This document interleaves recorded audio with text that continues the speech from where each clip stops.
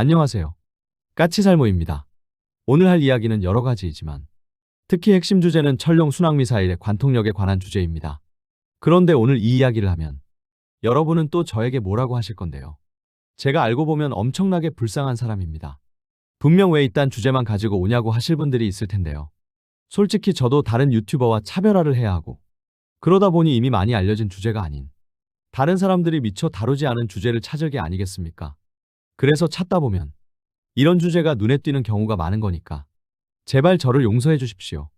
그러나 확실한 건 여러분도 과연 천룡 미사일의 관통력이 얼마나 되는지 궁금했을 것 아닙니까? 그러니 유튜버이기에 앞서서 저도 밀리터리 매니아이고 저도 궁금했기 때문에 관련 소식을 듣고 사람들에게 알려야겠다는 생각이 든 것이니 제발 저를 용서해 주세요. 그 전에 앞서서 이번에 북한에서 우리가 무인기를 침투시켰다고 난리인데요. 그런데 저는 그 소식을 듣고 많이 놀랐습니다. 이번에 보낸 무인기는 우리 군에서 보낸 게 아닌 민간인들이 보낸 것으로 추정이 되는데요. 그런데 문제는 민간인이 북한에 무인기를 보낸 게 어제 오늘 일도 아니고 심지어는 우리나라 군대도 아주 오래전부터 북한에 무인기를 침투시켜 오고 있었습니다. 그럼에도 과거에는 북한은 우리나라에서 보낸 무인기를 전혀 포착을 하지 못했습니다.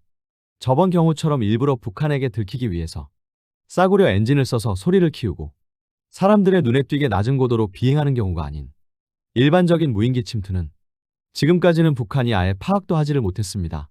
그런데 이번에는 북한은 우리 측에서 날아간 무인기를 정확히 포착하는 건 물론 심지어는 그 무인기를 교란까지 해서 추락까지 시켰습니다.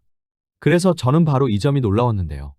결론은 북한도 이제는 무인기를 탐지할 충분한 능력을 가지게 되었다는 뜻이고 심지어는 그 무인기에 항재민 기능이 없으면 얼마든지 전자전을 걸어서 추락도 시킬 수 있다는 뜻입니다. 그래서 앞으로는 우리가 북한에 아무 무인기나 침투시켜서는 안 된다는 걸 이번에 뼈저리게 느꼈고 그리고 항재민 기능이 없는 무인기는 아무리 작은 무인기라고 해도 도입해서는 안 된다는 사실을 다시 확인하게 되었습니다. 그리고 여러분도 알겠지만 우리나라는 지금 다목적 무인 차량이라고 해서 무인 전투 차량 도입 사업을 하고 있는데요. 이 사업에는 현대로템과 한화가 경쟁을 하고 있습니다. 그런데 이 사업이 작년에 몇 번 사업 진행이 중단되면서 늦어지고 있었는데요.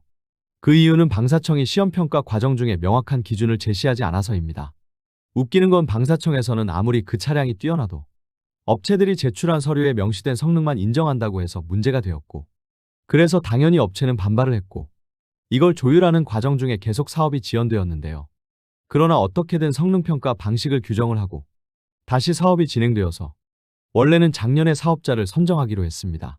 그런데 작년에는 끝내 사업자를 선정하지 못하고 사업이 1년 지연되게 되었습니다.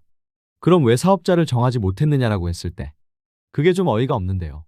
당연히 이 다목적 무인 차량은 무인으로 움직이기 때문에 무선통신으로 조종을 하게 됩니다. 그래서 바로 무선통신을 하기 위한 주파수 사용 승인을 받아야 하는데요.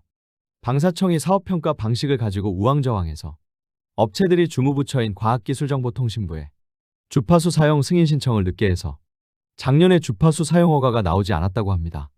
그래서 시험평가가 지연되어서 작년에 사업자를 정하지 못하고 사업자 선정이 올해로 밀려서 사업 자체가 1년이 지연되게 되었습니다. 정말 방사청은 가지가지 하는 것 같습니다. 어떻게 하면 이렇게 무능한 건지 무능함의 끝판왕을 보여주는 것 같고요. KDDX도 방사청의 무능함으로 인해서 몇 년째 사업자를 정하지 못하고 계속 지연시키더니 이제는 우리나라 군대의 무인화의 핵심 장비인 다목적 무인 차량 사업까지 이딴 식으로 사업을 진행시키는 게 정말 가관입니다. 어쩜 이리도 무능할 수가 있을까요? 그래서 지금 우리의 다목적 무인 차량 사업은 기술적 문제 같은 게 아닌 순수하게 방사청의 무능함으로 인해서 사업이 1년 지연되게 되었습니다. 참 가지가지 한다는 생각밖에는 안 드네요. 그럼 이런 이야기는 여기까지 하고 다시 천룡 미사일 이야기를 해볼까 합니다. 최근에 필리핀에서 우리 KF-21을 구매할 거라는 이야기가 많고 사실상 우리나라에 KF-21이 처음 수출되는 나라는 필리핀이 될 거라는 이야기가 많은데요. 그런데 여기서 여러분이 알아야 할 건 필리핀이 우리나라에 KF-21을 도입한다고 해도 블록2를 도입하는 것이고 그래서 당연히 KF-21의 첫 인도 시기는 2028년입니다. 참고로 우리 카이는 단 한 번도 KF-21 블록1을 상대 국가에게 제안을 한 적이 없고 카이가 KF-21을 제안했던 나라들에게 전부 블록2를 제안하고 있고 그래서 어떤 나라가 될지 모르겠지만 우리 KF-21의 첫 수출은 무조건 2028년이 됩니다. 당연한 게 KF-21 블록2의 양산이 시작되는 게 2028년이기 때문에 우리 KF-21의 첫 수출은 무조건 2028년에 이루어지는 것입니다. 그래서 지금 여러 나라에서 우리 KF-21을 도입할 거라는 이야기가 나오고 있지만 사실상 우리가 2028년에 공급해 줄 수 있는 KF-21의 수량 자체가 많지가 않습니다.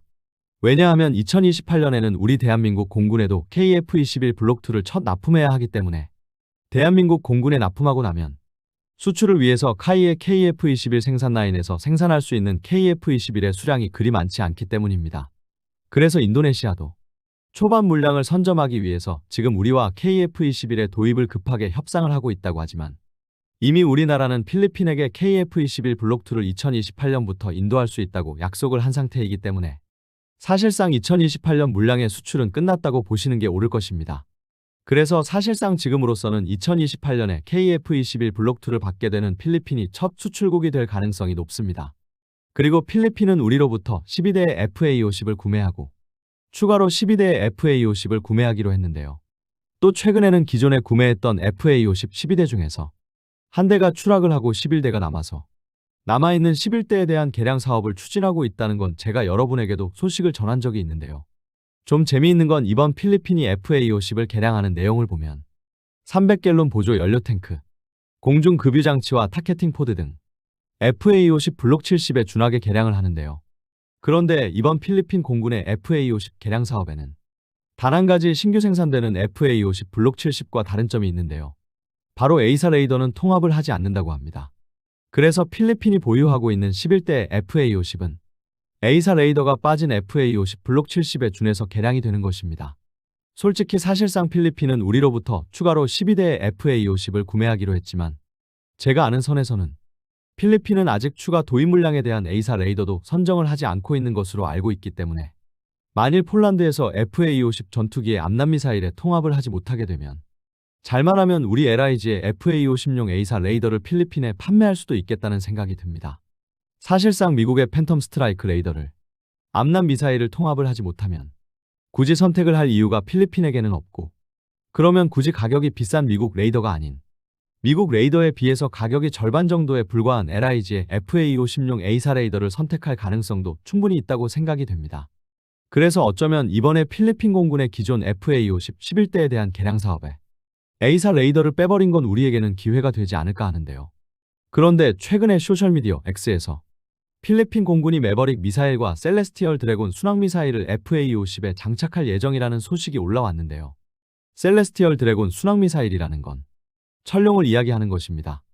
여러분도 알겠지만 필리핀 공군은 과거부터 FA-50에 철룡 순항미사일을 장착한다는 이야기가 있었고 이번에 소셜미디어 X에서 나온 이야기는 이걸 한 번 더 확인시켜주는 이야기인데요. 그런데 아마 여러분은 제가 과거에 했던 이야기를 기억하실 것입니다. 철룡은 FA-50에 탑재를 하지 못한다고 제가 과거에 이야기한 적이 있었는데요. 철룡은 무게가 1300kg이고 그리고 FA-50의 무장 파일론에 탑재할 수 있는 최대 무장은 2000파운드, 그러니까 907kg이고 그래서 FA-50에는 철룡을 탑재하지 못한다고 제가 이야기한 바가 있는데요. 그런데 그때도 어떤 분이 철룡에 탑재된 연료량을 줄이면 가능하다는 의견을 이야기하셨습니다. 그래서 실제로 사실상 필리핀이 FA-50에 철룡을 탑재하는 방법이 이 방법 같습니다. 결론은 철룡의 엔진은 제트 엔진이고 그래서 철룡 순항미사일에는 연료로 항공유가 탑재되고 철룡에 탑재되는 항공유는 대략 전체 무게의 30% 정도일 것이고 그럼 400kg에서 500kg의 항공유가 탑재될 것이고 그래서 연료를 가득 탑재하지 않고 200kg 정도만 탑재하면 FA-50에도 탑재가 가능할 것입니다. 그러나 그리 되면 당연히 사거리는 절반 이하로 줄어드는데요. 그렇다고 해도 철룡의 최대 사거리는 800km 정도로 추정되기 때문에 연료를 줄인다고 해도 대략 400km 정도의 사거리는 확보하게 되지 않을까 짐작을 해보네요.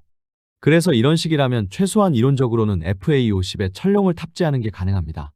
그리고 이렇게 되면 필리핀은 한 가지 순항미사일을 도입해서 필리핀 공군이 운용하는 모든 기종의 순항미사일을 탑재할 수 있게 되는 것이고요.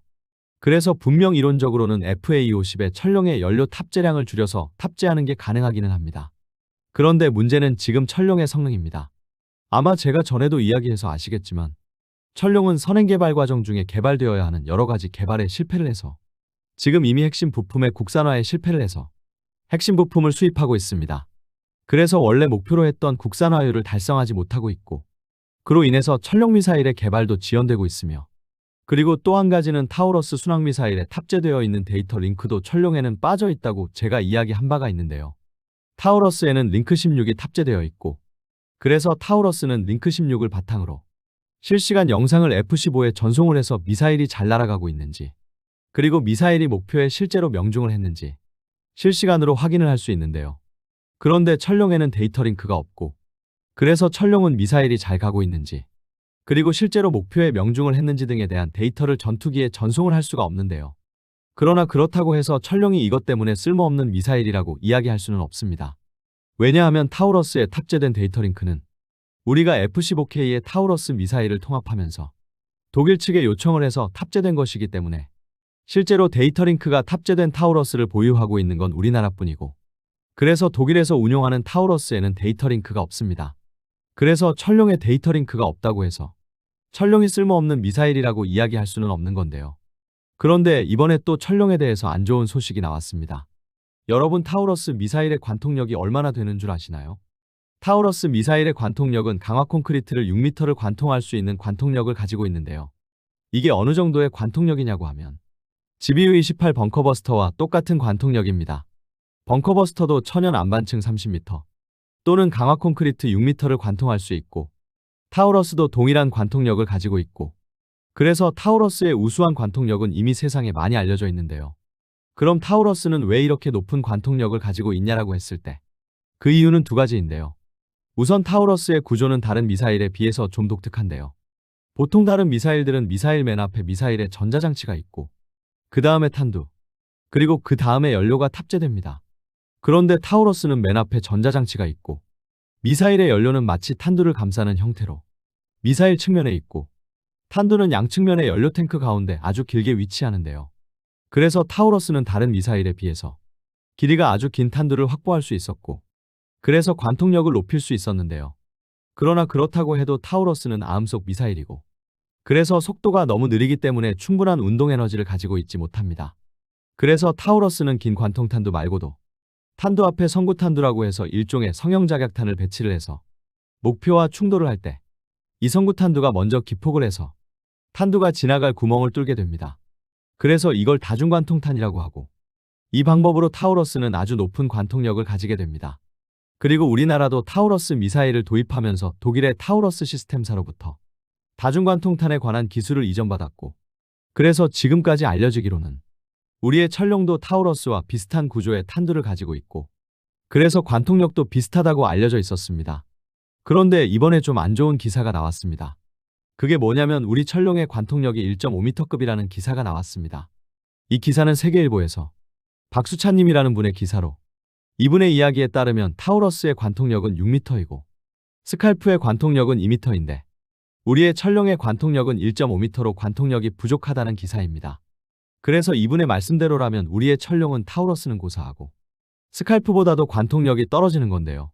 참고로 스칼프는 타우러스에 비해서 일반적인 미사일과 같은 구조의 탄두를 가지고 있고, 그래서 연료 앞에 탄두가 위치하는 구조이고, 그 대신에 스칼프도 다중관통탄을 활용해서 관통력을 높인 경우입니다. 그러나 스칼프는 타우러스에 비해서 탄두의 길이가 짧기 때문에 타우러스만큼의 관통력을 가지지 못한 건데요. 그런데 우리의 천룡이 이런 스칼프보다도 관통력이 떨어진다는 말이 사실이라면 정말 심각한 문제입니다. 그럼 왜 우리의 천룡 미사일은 관통력이 떨어지는 것일까요? 그 이유는 두 가지로 예상을 할 수 있는데요. 하나는 천룡의 구조가 우리가 예상하고 있던 것처럼 타우러스와 비슷한 구조가 아니라 일반적인 미사일과 비슷한 구조일 가능성입니다. 결론은 타우러스가 관통력이 높은 이유는 길이가 상당히 긴 관통탄두를 확보했기 때문이고, 이게 가능한 이유가 연료 탱크를 미사일의 측면에 둔 타우러스만의 독특한 구조 때문인데요. 그런데 우리의 천룡이 타우러스와 비슷한 구조가 아닌 스칼프 미사일처럼 탄두가 앞에 있고 연료 탱크가 탄두 뒷부분에 있는 구조라면 당연히 기다란 관통탄두를 확보할 수 없기 때문에 높은 관통력을 확보할 수가 없습니다. 그리고 두 번째는 다중관통탄두의 기술 확보 실패의 가능성입니다. 우리나라는 오래전부터 탄도미사일을 위한 관통 기술을 개발해왔고, 그래서 운동에너지에 의한 관통탄두의 기술력은 아주 높습니다. 그런데 문제는 다중관통탄 기술은 우리가 보유하고 있지 못했고, 그래서 타우러스를 독일로부터 도입하면서 타우러스 시스템사로부터 다중관통탄 관련 기술을 이전받았는데요. 그런데 문제는 천룡은 선행 개발 때 여러 가지 기술 개발에 실패를 했고, 그로 인해서 개발 지연과 그리고 국산화율이 대폭 낮아진 미사일입니다. 그래서 만일 선행 개발 때 다중관통탄 기술의 개발에도 우리가 실패를 했다면 천룡 미사일에 다중관통탄 기술이 적용되어 있지 않을 가능성도 있습니다. 그렇기에 만일 천룡 미사일에 다중관통탄 기술이 적용되어 있지 않다면 당연히 아음속 미사일인 천룡의 관통력은 떨어질 수밖에 없습니다. 그래서 만일 정말로 우리의 천룡 미사일의 관통력이 떨어지는 게 사실이라면 이 두 가지 이유 중에 하나가 아닐까 합니다. 그런데 문제는 정말 우리의 천룡 미사일의 관통력이 고작 1.5m라면 과연 우리 천룡이 경쟁력을 가질 수 있냐는 것입니다. 여러분도 알겠지만 이미 우리 KF-21에서도 천룡뿐만 아니라 타우러스 미사일을 운용할 수 있게 된다고 알려져 있고 여기에 더해서 타우러스 미사일은 지금 계속 진화를 하고 있다는 점입니다. 작년에 열렸던 아덱스 2025에서는 타우러스는 KF-21 보라매 블록3의 내부 무장창에 탑재가 가능한 KAS-OM이라는 신형 타우러스 모델을 선보였고 최근에는 독일 정부의 새로운 신형 타우러스 미사일에 납품을 시작한다는 소식도 있었습니다. 이번에 독일 정부에서 새로 도입하는 타우러스 미사일은 타우러스 네오라는 미사일로 여러 가지 사항이 개선되었지만 특히 크게 개선된 건 바로 적의 전자전에 대한 대응 능력이 대폭 상승했다는 점입니다. 신형 항법장치의 적용으로 적의 GPS 재밍에도 당하지 않고 전자장비의 보안성을 향상시켜서 적이 타우러스 미사일을 교란하는 걸 차단하고 있습니다. 그래서 독일 정부는 이 미사일을 신규로 도입한다고 하고 있는데요. 한마디로 말해서 우리 천룡이 경쟁을 해야 하는 건 이제 더 이상 타우러스 미사일이 아니라 타우러스 KAS-OM과 그리고 타우러스 네오입니다. 과연 관통력이 고작 1.5m인 천룡이 이런 신형 미사일과 경쟁을 할 수 있을지 심히 의심스러울 수밖에 없고요. 제발 이번 소식이 사실이 아니길 기원합니다. 오늘은 어쩌다 보니 또다시 안 좋은 소식 종합 선물 세트가 되어버렸는데요. 그런데 여러분도 아셔야 하는 건 어차피 어떤 일이든 좋은 일이 있으면 안 좋은 일도 있는 것이고 그리고 당연하지만 방산 분야에서 나오는 소식도 항상 좋은 소식만 있는 게 아닙니다. 못해도 절반의 소식은 나쁜 소식이고 그나마 제가 전하는 소식은 그 중에서도 선별한 이건 여러분도 알아야 한다고 생각하는 소식입니다. 그러니 이 점은 정말 이해해 주셨으면 고맙겠습니다. 솔직히 유튜브를 하다 보면 당연히 국뽕스러운 주제가 사람들에게 인기가 많습니다. 그걸 몰라서 제가 이러는 게 아닙니다. 제가 주제를 정하는 건 최대한 사람들이 기뻐할 만한 소식을 주제로 정하는 게 아니라 사람들이 알아야 한다고 생각하는 그러니까 우리 밀리터리 매니아들이 정말 궁금해할 만한가가 기준이기 때문에 이런 소식도 전하게 되는 거네요. 그런데 그렇다고 해도 최소한 지금까지 알려진 천룡의 문제점들은 제가 전부 여러분에게 알려드린 것 같습니다. 천룡의 선행 개발이 실패했다는 것부터 시작해서 그로 인해서 천룡의 국산화율이 낮아지고 개발이 지연되었다는 소식, 거기에 천룡의 데이터 링크가 없다는 소식까지 제가 다 여러분에게 알려드린 것 같습니다. 한마디로 말해서 천룡의 문제점은 거의 저 혼자만 여러분에게 알려드리고 있다고 할 수 있습니다.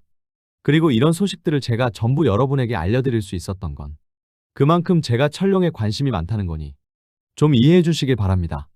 천룡은 우리나라에게 상당히 중요한 미사일이고 개발 과정 중에 여러 가지 문제가 많았던 미사일이라 그러합니다. 그러나 그럼에도 분명 개발에 성공해야 하는 미사일이기도 합니다. 그러니 제발 천룡의 문제점들이 전부 잘 해결되길 기원합니다. 이상 영상 봐주셔서 감사합니다.